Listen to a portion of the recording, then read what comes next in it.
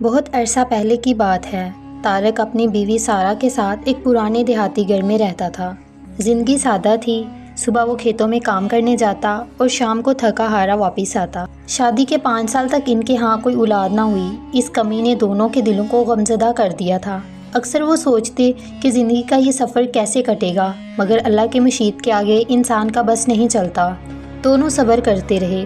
اولاد نہ ہونے کی وجہ سے طارق کا رویہ بدلنے لگا۔ وہ اپنی بیوی کو نظر انداز کرنے لگا اور کبھی کبھی اسے حقیر بھی سمجھتا، لیکن سارہ نے ہمت نہیں ہاری۔ وہ خاموشی سے سب برداشت کرتی اور دن رات اللہ سے دعا مانگتی کہ انہیں اولاد کی نعمت عطا ہو۔ سال گزرتے گئے۔ 7 برس بعد اللہ نے ان پر کرم کیا اور ایک بیٹی عطا ہوئی۔ سارہ خوشی سے جھوم اٹھی۔ اس کی دعائیں قبول ہو گئیں۔ طارق نے بھی بظاہر خوشی ظاہر کی، مگر دل کے اندر وہ بیٹی کو بوجھ سمجھتا رہا۔ سارہ اسے سمجھاتی کہ اللہ نے ہمیں بیٹی دی ہے تو شکر ادا کرنا چاہیے، لیکن طارق کے دل میں نہ قدری اور نفرت بھری رہی۔ وقت گزرتا گیا۔ اگلے سال دوسری بیٹی پیدا ہوئی، پھر کچھ عرصے بعد تیسری۔ سارہ تو اللہ کے فیصلے پر راضی تھی، مگر طارق کا رویہ اور بھی سخت ہوتا گیا۔ اس نے بیوی سے تعلقات تک بگاڑ لیے۔ اکثر اسے طعنے دیتا اور ذلیل کرتا۔ سارہ بار بار سمجھاتی کہ یہ اللہ کا فیصلہ ہے اور اس میں ہی ہمارے لیے بھلائی ہے، لیکن طارق ان باتوں کو فضول سمجھتا۔ آخر کار اس کی سختی اور جہالت اس حد تک پہنچ گئی کہ اس نے سارہ کو طلاق دے دی۔ سارہ پر تو جیسے قیامت ٹوٹ چکی تھی۔ طلاق کے بعد اس کے پاس کوئی سہارا نہ رہا۔ وہ چیختی تھی مگر سننے والا کوئی نہ تھا۔ اب اس کے دکھ کا در صرف اللہ ہی تھا۔ طارق نے نہ صرف طلاق دی بلکہ اسے گھر سے بھی نکال دیا۔ کھیت کے ایک کونے میں ایک چھوٹا سا کچا مکان بنا کر اسے بیٹیوں کے ساتھ وہاں بھیج دیا۔ وقت گزرا اور کچھ ہی دنوں بعد اسے خبر ملی کہ طارق نے محلے کی ایک عورت سے بڑی دھوم دھام کے ساتھ شادی کر لی۔ بارات نکلی، ولیمہ ہوا اور وہ خوشی خوشی نئی زندگی میں مگن ہو گیا۔ طارق نے اللہ کی دی ہوئی نعمت کو چھوڑ کر اپنی خوشی خود تلاش کرنے کی کوشش کی، لیکن وہ نہیں جانتا تھا کہ قدرت کے فیصلے اٹل ہوتے ہیں۔ جب انسان ظلم کرتا ہے تو اس کا انجام ہمیشہ دردناک ہوتا ہے، مگر کچھ لوگ یہ بھول جاتے ہیں کہ ظلم کر کے دنیا بسا لینا ہی کامیابی ہے۔ سارہ کی بیٹیاں ابھی بہت چھوٹی تھیں۔ 3-4 سال کی عمر میں انہیں ماں کے ساتھ مشکل دن دیکھنے پڑے۔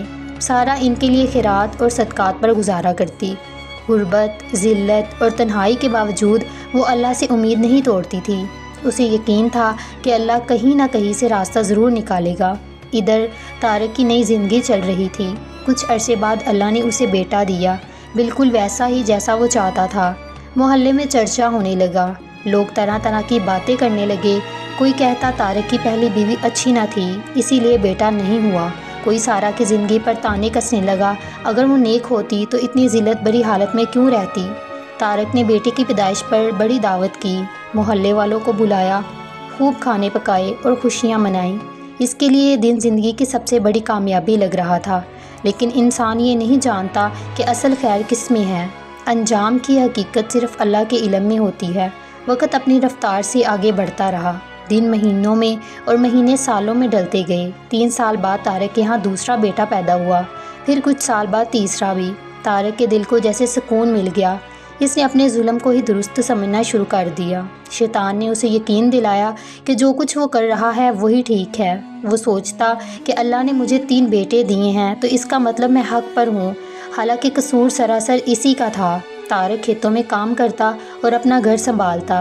ادھر سارہ اپنی 3 بیٹیوں کے ساتھ خیرات، زکوٰۃ اور صدقات پر زندگی گزارتی۔ ایک طرف ایک ظلم کرنے والا خوشیوں بھری زندگی گزار رہا تھا، جبکہ دوسری طرف ایک مظلوم عورت ہر طرف سے امتحانات میں جکڑی ہوئی غربت کی زندگی گزار رہی تھی۔ لیکن یاد رکھیں، اللہ کے فیصلے ہمیشہ اٹل ہوتے ہیں، بس ظاہر دیر سے ہوتے ہیں۔ سال پر سال گزرتے گئے۔ وہ وقت بھی آ گیا جب طارق کے بیٹے جوان ہو گئے۔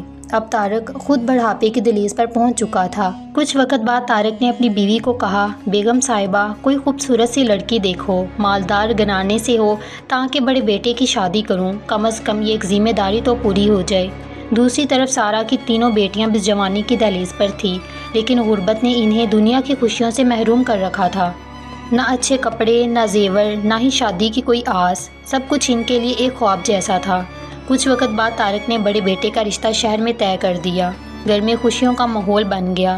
طارق، اس کی بیوی اور بیٹا سب خوشی سے جھوم رہے تھے۔ انہی لمحوں میں ایک بیٹے نے کہا، بابا شادی میں سارا کو ضرور بلائیں، وہ بھی تو ہماری طرف سے رشتہ دار ہے۔ یہ سن کر طارق نے تکبر بڑے لہجے میں کہا، بیٹا ان پاگلوں کو بلانے کا کیا فائدہ، لیکن چلو بلا لیتے ہیں تاکہ انہیں اپنی غلطی کا احساس ہو جائے۔ جب شادی کا وقت قریب آیا تو اس نے سارا کو دعوت دے دی۔ سارا نے دل کی گہرائیوں سے خوشی کے ساتھ دعوت قبول کی۔ شادی کے دن وہ اپنی بیٹیوں کے ساتھ شریک ہوئی۔ اس نے نہ صرف شرکت کی بلکہ بھرپور خدمت بھی کی۔ اپنی بیٹیوں کو تاکید کی کہ وہ دل لگا کر سب کی خدمت کریں۔ یوں بڑے بیٹے کی شادی ہو گئی۔ کچھ ہی وقت بعد طارق نے دوسرے بیٹے پھر تیسرے بیٹے کا بھی گھر بس کیا۔ اب طارق کا گھر خوشیوں سے بھر گیا تھا۔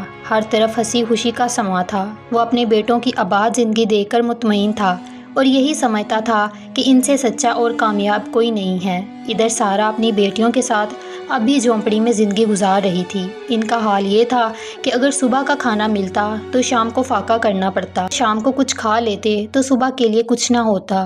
غربت اور مفلسی نے زندگی کو ایک مسلسل آزمائش بنا دیا تھا۔ اس پر بھی لوگوں کے طعنے ختم نہ ہوتے۔ کوئی کہتا اپنے خاوند اور اس کی بیوی سے کچھ سیکھو، اگر وہ اچھا نہ ہوتا تو آج اتنا خوشحال کیوں ہوتا۔ یہ الفاظ سارا کے دل پر تیر کی طرح لگتے، لیکن وہ خاموش رہتی، ہمیشہ سر جھکا کر اللہ کے حضور گڑ گڑاتی اور آنسو بہاتی۔ اب اس کے سامنے 3 بیٹیوں کی ذمہ داریاں تھیں اور دوسری طرف بڑھاپے کے اثرات اس کے جسم کو کمزور کرتے جا رہے تھے، مگر پھر بھی وہ صبر سے سب سہتی رہی۔ لیکن یاد رکھیں، اللہ کے در سے کبھی مایوس نہیں ہونا چاہیے۔ وہ اپنے بندے کو چھپڑ پھاڑ کر دیتا ہے، بس شرط صبر ہے، کیونکہ جلد بازی شیطان کا کام ہے۔ کچھ وقت بعد شہر کے ایک اچھے اور معزز گھرانے کے لوگ رشتہ تلاش کرتے کرتے سارا کے گھر آ پہنچے۔ انہوں نے سارا کی دوسری بیٹی کو دیکھا جو کہ خوبصورت اور با اخلاق تھی اور اس کا رشتہ مانگا۔ سارا کے لیے یہ لمحہ خوشی کا باعث تھا، مگر مرد گھر میں تھے نہیں جو سب کچھ پرکھ سکیں، اس لیے سارا نے خود ہی ہمت کی۔ وہ ان کے گھر گئی، جتنا ہو سکا جانچ پڑتال کی اور آخرکار ہاں کر دی۔ کچھ وقت بعد دوسری بیٹی کی شادی دھوم دھام سے ہو گئی۔ محلے والے حیران تھے کہ یہ کون لوگ ہیں جو ایک غریب گھرانے میں رشتہ کرنے آئے ہیں، مگر اللہ نے جو لکھا تھا وہی ہوا۔ اسی طرح وقت گزرتا گیا۔ سارا کی بڑی بیٹی خوش اخلاق تھی۔ غربت کے تھپڑوں نے اسے اور بھی نرم دل اور خدمت گزار بنا دیا تھا۔ خوش اخلاقی کی وجہ سے وہ ہر کسی کا دل جیت لیتی۔ یہی صفات دے کر شہر کے ایک معزز گھرانے نے اسے اپنے بیٹے کے لیے پسند کیا۔ اس کی شادی بھی ہو گئی۔ اس کے بعد سارا گھر میں اکیلی رہ گئی، لیکن اللہ نے اسے اکیلا نہیں چھوڑا۔ اس کے ایک داماد جو مالدار تاجر تھے، انہوں نے سارا کو شہر میں ایک قیمتی گھر دیا تاکہ وہ اپنی بیوی اور ساس دونوں کو وہاں عزت کے ساتھ رکھ سکے۔ خبر سارا کے لیے کسی دھچکے سے کم نہ تھی۔ اس نے کئی بار انکار کیا کہ بیٹیوں کے سر پر بوجھ ڈالنا درست نہیں۔ سارا اکیلی ہو گئی۔ کچھ وقت بعد سارا کی تیسری بیٹی کا شوہر بھی اس کے گھر میں رہنے لگا۔ یوں اللہ نے سارا کو عزت اور سکون عطا کیا۔ یہ سب اللہ کے انتظامات تھے۔ انسان کی کوئی اپنی حیثیت نہیں کہ وہ خود کو عزت یا درجہ دے۔ اصل عزت اور مقام صرف اللہ ہی دیتا ہے۔ اب سارا شہر میں ایک معزز اور خوشحال عورت بن چکی تھی۔ اس کے پاس اپنا گھر تھا، تھوڑا بہت کاروبار تھا، اس کا داماد چلا رہا تھا اور مال مویشی بھی تھے۔ یہ سب اللہ کا انعام تھا اور سارا کی سچائی کا صلہ۔ دوسری طرف طارق اپنے بیٹوں کے ساتھ گاؤں میں رہ رہا تھا، لیکن وقت کے ساتھ حالات بدلنے لگے۔ اس کے 2 بیٹوں نے زمینداری سے انکار کر دیا۔ وہ شہر جا کر کاروبار کرنا چاہتے تھے۔ باپ نے سختی سے روکا، مگر اختلافات بڑھتا گیا۔ آخرکار دونوں بیٹے گھر چھوڑ کر شہر منتقل ہو گئے۔ اب طارق صرف اپنی بیوی اور ایک بیٹے کے ساتھ رہ گیا۔ کچھ وقت بعد تیسرا بیٹا ایک حادثے میں پانی میں ڈوب گیا اور وفات پا گیا۔ یہ صدمہ طارق کے لیے ناقابل برداشت تھا۔ جوان بیٹے کی موت نے اس کی دنیا ہلا دی۔ چند ہی برسوں میں حالات ایسے بدلے کہ خوشیوں سے بھرا گھر بکھر گیا۔ فوت شدہ بیٹے کی بیوی بھی کچھ وقت بعد اپنے میکے چلی گئی۔ آخرکار طارق اور اس کی بیوی اکیلے رہ گئے۔ وہی طارق جو کبھی اپنی خوشیوں پر ناز کرتا تھا، اب تنہائی اور غم کے سائے میں ڈوب چکا تھا۔ وقت گزرتا رہا، طارق غم اور تکلیف کے بوجھ تلے دب کر کمزور ہوتا گیا۔ برداشت کی طاقت ختم ہو گئی۔ ایک دن اپنی بیوی سے جھگڑا ہوا اور جھگڑتے جھگڑتے اسے بھی طلاق دے ڈالی۔ دوسری بیوی پر قیامت ٹوٹ پڑی۔ تب اسے احساس ہوا کہ اصل قصور طارق کا تھا، سارا بے قصور تھی۔ بیٹے کی موت اور طلاق کے صدمے نے اسے بیمار کر دیا تھا۔ کچھ ہی دنوں بعد بیٹیوں نے ماں کو شہر بلا لیا۔ اب طارق بالکل اکیلا رہ گیا تھا۔ اس کے پاس بے شمار جائیداد اور عالیشان گھر تھے، مگر کھانے کو روٹی اور خریدنے کی ہمت بھی نہیں تھی۔ दूसरी तरफ गमों का बोझ, दूसरी तरफ बीवी की जुदाई और बुढ़ापे की कमज़ोरी, ये सब मिलकर उसे तबाह कर गए।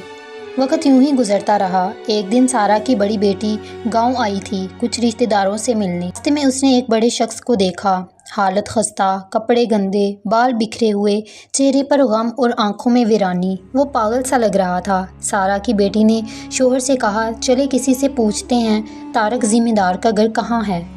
मेरा दिल चाहता है कि मैं उसे देखूं। इसने हम पर बहुत जुल्म किया है, लेकिन वो मेरा बाप है, मेरा खून है। मैं कैसे यूं ही गुजर जाऊं। इसके शोहर ने करीब जाकर इसी बूढ़े से पूछा, चाचा जी, यहाँ तारक नामी ज़िम्मेदार का घर कहाँ है। बूढ़े ने आंसू भरी आंखों से इनकी तरफ देखा और कांपती हुई आवाज़ में कहा, बेटा मैं ही वो बदनसीब तारक हूँ, बताओ क्या काम है। बेटी ने बाप की हालत देखकर चीखना चिल्लाना शुरू कर दिया और फ़ौरन शहर ले गई। हकीम से इलाज करवाया और तीमारदारी की। इसका खामद भी नेक इंसान था। इसने कहा, ये तुम्हारे बाप हैं, खिदमत करना तुम पर लाजम है। बेटी ने खिदमत शुरू की और कुछ वक्त बाद तारक चलने फिरने के काबिल हो गया। फिर एक दिन तारक ने सारा और बेटियों को बुलाया और रोते हुए माफ़ी मांगी। कहने लगा, सबसे बड़ा जुल्म मैंने तुम सब पर किया है। औलाद की दूरी और बीवी की जुदाई ने मुझे तोड़ दिया है, लेकिन मैं जानता हूँ तुम्हारे दुख एक माफ़ी से ख़त्म नहीं हो सकते। अल्लाह का इंसाफ बड़ा है, जब पकड़ आती है तो कोई बच नहीं सकता। तारक रोते हुए कहता था कि सारा बेकसूर है, कसूर मेरा है, उसे इज्जत मिलनी थी मिली, जिल्लत मेरा हिस्सा है। बेटियां ना होती तो मैं दर बदर भटकता, बेटे मुझे बुला बैठे हैं। तारक की बेबसी देखकर सबने तसल्ली दी। बेटियां बाप की हालत देखकर बहुत रोईं और फिर बाप की खिदमत करने लगीं। सारा की आंखें भी आंसुओं से निम थी। बस बेटियों को खिदमत की ताकीद की। कुछ वक्त बाद तारक को ख़तरनाक बीमारी हो गई। सारी रात दर्द से तड़पता और चीखता रहा। बेटियां पास खड़ी खिदमत करती थी, वही बेटियां जिन्हें इसने धुतकार दिया था। तारक दीवार की तरफ मुंह करके चीख चीख कर अपने जुल्म पर और बेटियों की मोहब्बत पर रोता था कि जिन्हें बोझ समझा वही सहारा बन गई और जिन बेटों पर नाज किया वही दुश्मन निकले। आखिरकार तारक वफात पा गया और अल्लाह ने सारा को खाली हाथ होने के बावजूद इज़्ज़त और मर्तबा अता फरमाया। इस कहानी में हमारे लिए बड़े सबक हैं। सबसे पहला ये कि इंसान की सोच महदूद है। हम बेटा या बेटी मांगते हैं अपनी ख्वाहिश के मुताबिक, मगर अल्लाह जो देता है वही हमारे लिए बेहतर होता है। इस पर सब्र और शुक्र ज़रूरी है, वरना अंजाम ख़तरनाक हो सकता है। दूसरा सबक ये है कि मुसीबत आने पर लोगों को ताने देना सबसे बड़ी बुराई है। हमें नहीं मालूम कि ये आजमाइश है या सज़ा, ये फ़ैसला सिर्फ़ अल्लाह का है। ऐसे अल्फाज किसी की तकलीफ़ को दुगना कर देते हैं। किसी पर तकलीफ़ होना इसके गलत होने का सबूत हरगिज़ नहीं है। तीसरा और अहम सबक ये है कि बेटियां रहमत हैं, बोझ नहीं। अगर तारक की बेटियां ना होती तो वो बेसहारा मरता। अल्लाह जो देता है इस पर राज़ी रहो, क्योंकि असल भलाई इसी में है। और याद रखो, जुल्म कभी माफ़ नहीं होता, इसकी सज़ा दुनिया और आखिरत दोनों में मिलती है। मुझे उम्मीद है आपने इस कहानी से ज़रूर कुछ सीखा होगा। अगर आपको आज की हमारी स्टोरी पसंद आई हो तो कमेंट्स में ज़रूर बताइएगा और मज़ीद स्टोरीज़ के लिए हमारे चैनल को सब्सक्राइब कर लें। Thanks for watching.